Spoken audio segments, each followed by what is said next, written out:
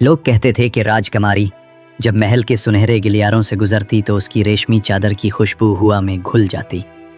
उसका चेहरा चांद की तरह रोशन, आंखें नीलगुम गहरे तालाब जैसी और मुस्कुराहट ऐसी कि जैसे बहार की सुबह खुल गई हो। मगर हुस्न के साथ साथ सितियामा को खुदा ने अक्ल दानिश का खजाना भी अता किया था। वो सिर्फ हुसीन नहीं बल्कि ज़हानत और फ़हम की मौरत थी। मगर जहाँ हुस्न और अक्ल इकट्ठे हों वहाँ गुरूर और खुददारी का आना भी कुदरती है। राजकुमारी सितियामा के दिल में एक अनोखी बात बैठ गई थी। उसने एक अहद ले रखा था, मैं सिर्फ उसी राजकुमार से ब्याह करूंगी जो मेरे 10 सवालों के दुरुस्त जवाब दे सके और मुझे चूसर के खेल में हरा दे। अगर ऐसा कोई ना हुआ तो मैं उम्र भर केवारी रहूंगी। ये ऐलान सुनकर पूरे देश परदेश में हलचल मच गई। दूर दूर के राजकुमार जो सितियामा के हुस्न के चर्चे सुन चुके थे, इस आजमाइश में शामिल होने महल पहुंचने लगे। मगर शर्त सख्त थी, जो जवाब न दे पाता वो हमेशा के लिए कैद कर लिया जाता। सितियामा के कैदखाने में कई राजकुमार बंद थे, कुछ बहादुर, कुछ आलिम, कुछ खूबसूरत, मगर सब नाकाम। राजकुमारी के लिए ये खेल मामूल बन चुका था। वो यकीन करने लगी थी कि दुनिया में उसकी बराबरी का कोई मर्द पैदा ही नहीं हुआ। लेकिन किस्मत के खेल निराले होते हैं। एक दिन कुछ ऐसा हुआ जो मेदिनीपुर की तारीख में कभी ना हुआ था। एक कैदी राजकुमार जो सितियामा के महल में बरसों से कैद था, एक रात पहरेदारों की आंख बचाकर फरार हो गया। वो जंगलों बयाबानों में भटकता रहा, थक कर दरख्तों के साए में गिर पड़ा। उसके होंठों पर एक ही नाम था, ऐ मालिक, या तो मुझे मौत दे दे या राजकुमारी सितियामा के दर्शन करा दे। इसके बगैर जीना बेमानी है। वो इश्क में दीवाना हो चुका था। दिन रात की होश न थी। वो दरख्तों, नदियों, पत्थरों से भी बातें करने लगा था। इसी हालत में वो एक दूसरे शहर चंद्रावती नगर के करीब जा पहुंचा। वहां के राजा वीर दीवान शिकार खेलने निकले हुए थे। अचानक उनकी निगाह उस परेशान हाल जवान पर पड़ी जो नीम पागलों की तरह बड़बड़ा रहा था। राजा वीर दीवान घोड़े से उतरे, उसके पास गए और नरमी से बोले, ऐ अजनबी, तुम कौन हो और क्यों इस कदर बेहाल हो? वो राजकुमार थके लहजे में बोला, मुझे मत पूछो ऐ राजन, मेरा दिल, मेरा चैन, सब कुछ एक औरत के इश्क में खो चुका है। वो राजकुमारी सितियामा है। उसके बिना जिंदगी मौत से बदतर लगती है। राजा वीर दीवान ने हल्का सा तबस्सुम किया। वो समझ गए कि ये दिल का मरीज है, अकल का नहीं। उन्होंने नरमी से कहा, दोस्त, अपना दुख मुझसे कह दो, सैडली मैं तुम्हारे काम आ सकूं। राजकुमार ने अपने दिल की सारी बात कह सुनाई। सब कुछ सुनकर राजा वीर दीवान ने सोच में पड़कर कहा, फिक्र न करो, मैं तुम्हारे दुख का कोई हल जरूर निकालूंगा। फिलहाल मेरे साथ महल चलो। चंद्रावती नगर का राजा वीर दीवान न सिर्फ बहादुर बल्कि रूहानी इल्म रखने वाला शख्स था। कहते हैं कि वो एक बार गुरु गोरखनाथ की खिदमत में रहा था।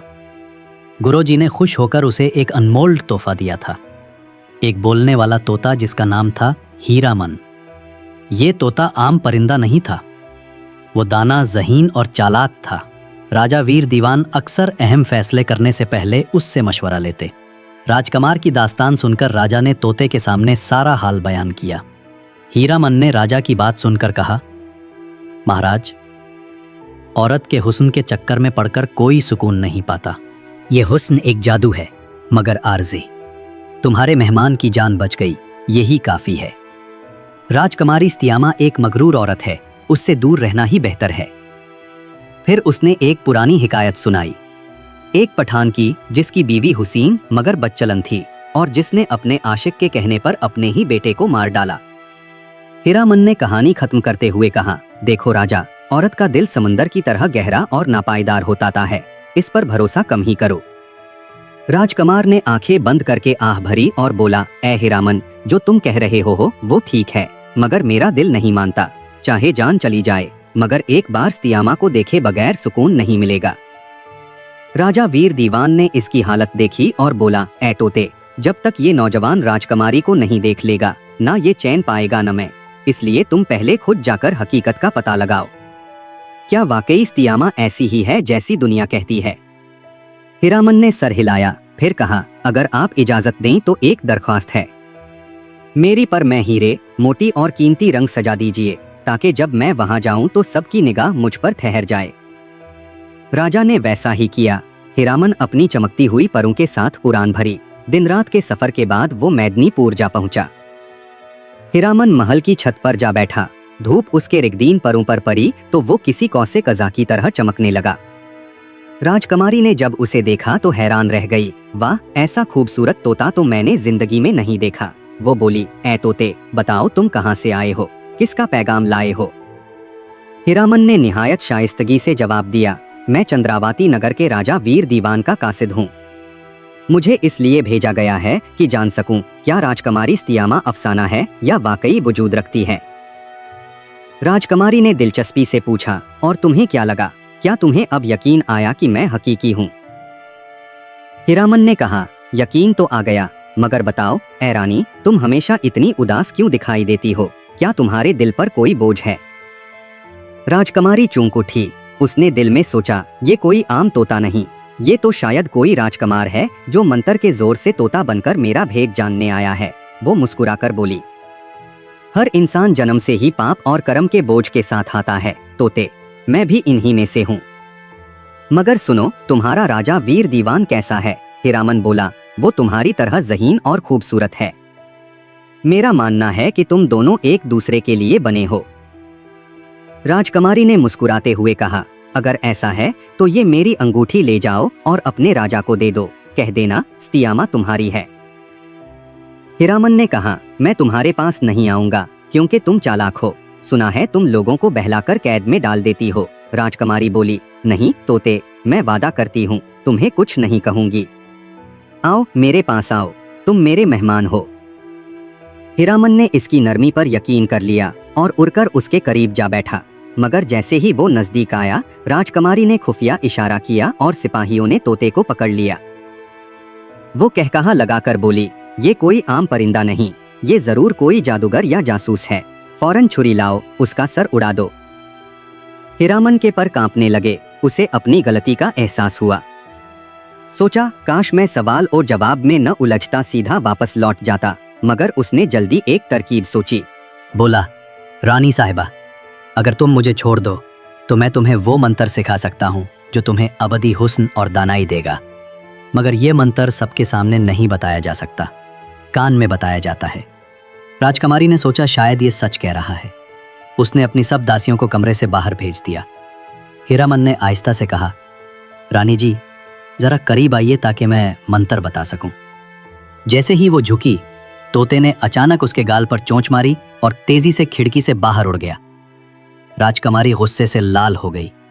चीखकर बोली, उस कमबख्त को पकड़ो, बाज ले आओ, अभी खत्म कर दो उसे। मगर तब तक हीरामन बहुत दूर निकल चुका था। हीरामन तोता जब सुतियामा के महल से फरार हुआ तो वो तेज हवा के दोष पर उड़ता हुआ वापस चंद्रावती नगर पहुंचा। उसकी सांस फूली हुई थी, पर उसकी आंखों में एक चमक थी, कामयाबी की नहीं बल्कि हैरत की। राजा वीर दीवान ने उसे देखा तो मुस्कुराकर बोले, हीरामन, तुम तो जैसे किसी तूफान से लड़कर आए हो। बोलो, राजकुमारी सुतियामा कैसी लगी तुम्हें? क्या उसमें वही गुरूर और नाज है जिसके चर्चे हैं?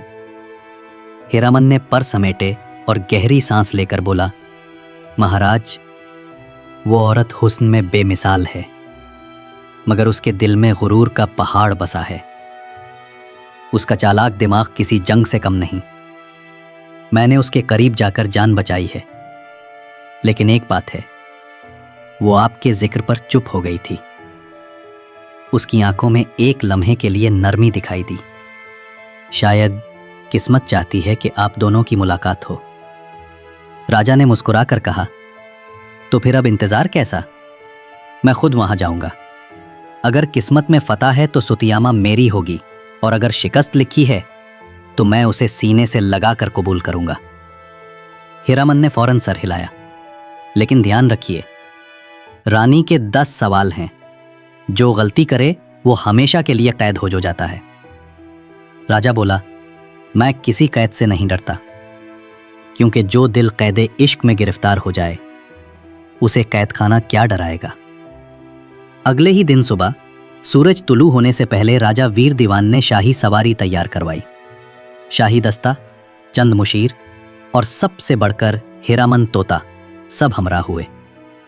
हीरामन ने उड़ान भरते हुए कहा, चलिए महाराज, राह लंबी है। सुतियामा का कसर उस पहाड़ी के पार है जहां दिन का उजाला भी कभी धुंधला जाता है। रास्ते में राजा वीर दीवान ने कई देहात, नदियां और मैदान देखे। जहां भी रुके लोग उनकी शान देखकर हैरान रह जाते, मगर उनके दिल में सिर्फ एक ख्याल था, सुतियामा के 10 सवालात। वो दिल ही दिल में सोचते रहे कि आखिर वो सवाल क्या होंगे। कभी दिल में जोश, कभी हल्की सी घबराहट, मगर कदम एक लम्हे को भी न रुके। 3 दिन के सफर के बाद वो मैदनीपुर के दरवाजे तक पहुंचे। महल के मुहाफिजों ने राजा को देखा तो चूक गए। कौन है जो राजकुमारी के दरबार में आने की हिम्मत रखता है? राजा ने बुलंद आवाज में कहा, मैं चंद्रावती नगर का राजा वीर दीवान हूं। मैं राजकुमारी सुतियामा के चैलेंज को कबूल करने आया हूं। मुहाफिजों ने नजरें झुकाईं और राजकुमारी को इत्तला दी। राजकुमारी सुतियामा ने जब सुना कि कोई नया राजा चैलेंज लेने आया है तो मुस्कुराकर बोली, फिर एक नया कैदी आने वाला है। चलो देखते हैं ये नया शिकारी कितना अक्लमंद है। जब राजा वीर दीवान दरबार में दाखिल हुए तो सतियामा की आंखों में एक लम्हे के लिए हैरत दौड़ गई। वो शख्स बाकी सब राजकुमारों से मुख्तलिफ था। चेहरे पर वकार, आंखों में नरमी और लबों पर सुकून की मुस्कुराहट। राजकुमारी ने नजरें चुराते हुए कहा, खुशामदीद राजकुमार, क्या तुम जानते हो कि तुम्हारी जान का फैसला आज मेरे सवालों पर मुनासिर है? राजा ने मुअद्दब अंदाज में कहा, जिंदगी तो हर हाल में फना है, मगर अगर मैं किसी सवाल के जवाब में अमर हो गया तो? राजकुमारी ने दिल ही दिल में हैरत से सोचा, ये शख्स बाकियों की तरह डरा हुआ नहीं बल्कि मुतमईन है। राजकुमारी ने इशारा किया। दरबार खामोश हो गया। उसने सुनहरी तख्त पर बैठकर कहा, पहला सवाल, दुनिया की सबसे बड़ी दौलत क्या है? राजा ने जवाब दिया, इल्म, क्योंकि दौलत चोरी हो सकती है, इल्म नहीं। राजकुमारी ने हल्की सी मुस्कुराहट छुपाई मगर चेहरे पर सुकून रखा। दूसरा सवाल, इंसान की सबसे बड़ी कमजोरी क्या है? राजा, गुरूर, क्योंकि गुरूर अक्ल को अंधा कर देता है। तीसरा सवाल, मोहब्बत क्या है? राजा, मोहब्बत वो रोशनी है जो दिल के अंधेरों को मिटा देती है, मगर अगर इसमें खुदगर्जी आ जाए तो वो आग बन जाती है। राजकुमारी के लब हल्के से कांपे। ये जवाब उसके दिल को छू गया। चौथा सवाल, सबसे बड़ा दुश्मन कौन है? राजा, इंसान का अपना नफ्स, अगर इसे काबू कर ले तो सारी दुनिया उसके कदमों में।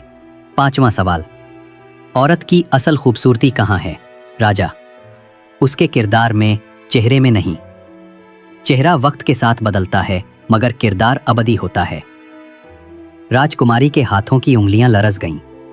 ऐसा लगा जैसे कोई उसके दिल के पर्दे खोल रहा हो। छठा सवाल, सबसे बड़ा गुनाह क्या है? राजा, किसी का दिल तोड़ देना, क्योंकि दिल खुदा का घर है, जो उसे तोड़ता है वो दरअसल ईमान तोड़ता है। सातवां सवाल, सबसे बड़ी इबादत क्या है? राजा, खुलूस से किया गया नेकी का अमल, चाहे वो किसी भूखे को रोटी देना ही क्यों ना हो। आठवां सवाल, जिंदगी का मकसद क्या है? राजा, सच की तलाश और खिदमत खल्क। नवां सवाल, मौत क्या है? राजा, एक दरवाज़ा जिससे रूह असल घर लौट जाती है। 10वां सवाल, इश्क और अक्ल में क्या फ़र्क है?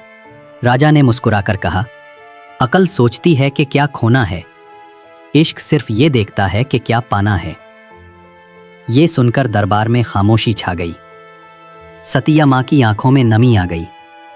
उसने कभी किसी से ऐसे जवाब नहीं सुने थे। राजकुमारी ने आहिस्ता से कहा, तुमने मेरे सब सवालों के दुरुस्त जवाब दिए हैं, मगर मेरा अहद अभी मुकम्मल नहीं हुआ। अब तुम्हें मुझे चूसर के खेल में हराना होगा। अगर तुम जीत गए तो मैं तुम्हारी, और अगर हार गए तो तुम हमेशा के लिए मेरे कैद खाने में बंद रहोगे। राजा ने सर झुकाकर कहा, शर्त कबूल है रानी साहिबा।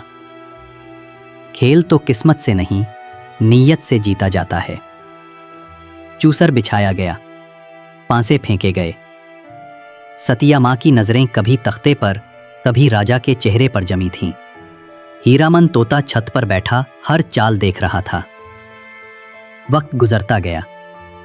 कभी राजकुमारी आगे बढ़ती, कभी राजा। आखिरकार आखिरी पांसा फेंका गया और किस्मत ने पलटा खाया। राजा वीर दीवान चूसर जीत चुके थे। पूरा दरबार हैरत में डूब गया। राजकुमारी स्तियामा के चेहरे पर खामोशी छा गई। वो बोली, मैं हार गई। राजा बोला, नहीं रानी, तुम नहीं हारी। तुमने बस अपनी अना के पर्दे उतार दिए हैं। दरबार में खामोशी छाई हुई थी। राजकुमारी स्तियामा की नजरें तख्ते पर जमी थीं, मगर दिल कहीं और था। जिस गुरूर ने उसे बरसों तक दूसरों पर हावी रखा था, आज वही गुरूर रेजा रेजा हो चुका था। राजा वीर दीवान ने आहिस्तगी से कहा, राजकुमारी, मैं तुम्हें हराने नहीं आया था। मैं तो सिर्फ ये देखने आया था कि क्या इंसान की अकल मोहब्बत के गुरूर को शिकस्त दे सकती है। स्तियामा ने नजरें उठाकर उसकी तरफ देखा। उसके होंठों पर एक दर्द भरी मुस्कुराहट थी। राजा वीर दीवान, तुमने मुझे हराकर दरअसल जगा दिया है। मैंने अपने हुस्न पर नाज किया, मगर भूल गई कि हुस्न वक्त का मेहमान है। तुमने मेरे दिल के आईने पर सच का चिराग रोशन किया है। पूरे दरबार में सरगोशियां होने लगीं, दासियों की आंखों में हैरत, सिपाहियों के चेहरों पर खामोश मुस्कुराहट, और हीरामन तोता जो दरबार की चोटी पर बैठा था, बोला, देखा महाराज, जब दिल की कैद टूटती है तो इंसान आजाद हो जाता है। राजकुमारी ने आहिस्ता से कहा, मैं तुम्हें अपना दिल और अपनी सल्तनत दोनों पेश करती हूं, मगर एक सवाल अभी बाकी है। क्या तुम वाकई मुझसे मोहब्बत करते हो या सिर्फ जीत के लिए आए थे? राजा ने नरमी से जवाब दिया, मोहब्बत वो नहीं जो फतर चाहे, मोहब्बत वो है जो माफ कर दे। अगर तुम मुझे अपना न भी बनाओ, तुम फिर भी मेरे दिल में राज करोगी। ये सुनते ही राजकुमारी की आंखों से आंसू बह निकले। उसने तख्त से उतरकर राजा के कदमों को छुआ। आज पहली बार मैंने किसी के आगे सर झुकाया है, मगर गुलाम बनकर नहीं, एक शागिर्द बनकर। कई दिनों तक मेदिनीपुर के दरबार में खुशी के नगमे गूंजते रहे। राजा वीर दीवान और स्तियामा की शादी एक शाहाना तकरीब में हुई। तमाम राजे, महाराजे और रियाया खुशी से झूम उठे। हीरामन तोता अपने सुनहरे पिंजरे में बैठा कहकहा लगाकर बोला, अब तो मैं कह सकता हूँ कि ये इश्क नहीं, इबादत है। राजा ने मुस्कुराकर कहा, हीरामन, तुम ही तो इस कहानी के सच्चे हीरो हो। राजकुमारी ने तोते के पिंजरे का दरवाजा खोला और कहा, जाओ, आजाद हो। मोहब्बत का कैद खाना अब खत्म हो गया। हीरामन ने आसमान की तरफ उड़ान भरी और बोला कि लोक किस्से की जानिब से अगर आपको ये कहानी पसंद आई हो तो वीडियो को लाइक करें, शेयर करें और अपने दोस्तों तक जरूर पहुंचाएं।